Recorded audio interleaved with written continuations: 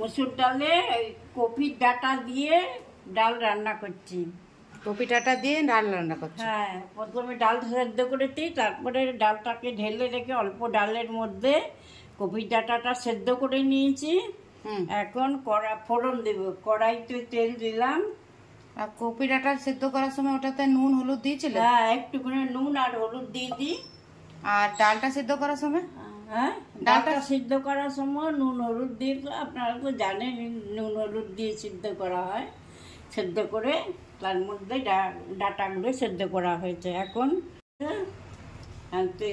হয়ে গেলে শুকনো লঙ্কা, কালো জিরা আর রসুন ফোড়ন দেব। রসুন ফোড়ন দেবে? আর রসুন না দিলেও চলে। আর যারা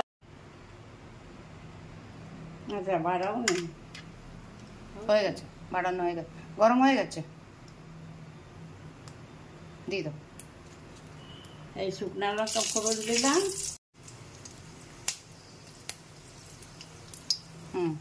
এরপরে কালো জিরা, এই কালো জিরা ফোড়ন দিয়ে দিলাম।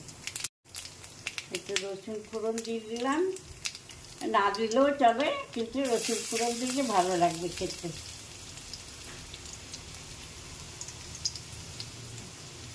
ভাজা ভাজা হয়ে গেছে। এখন ডালটা ঢেলে দিলাম। এমনিতে আমরা কপি বানিয়ে নিই, কপি ডাঁটাগুলো ফেলে দিই। তো ওটা দিয়ে ডাল বানানো হচ্ছে, মসুর ডাল। আর সঙ্গে দুটো লঙ্কা দেওয়া আছে।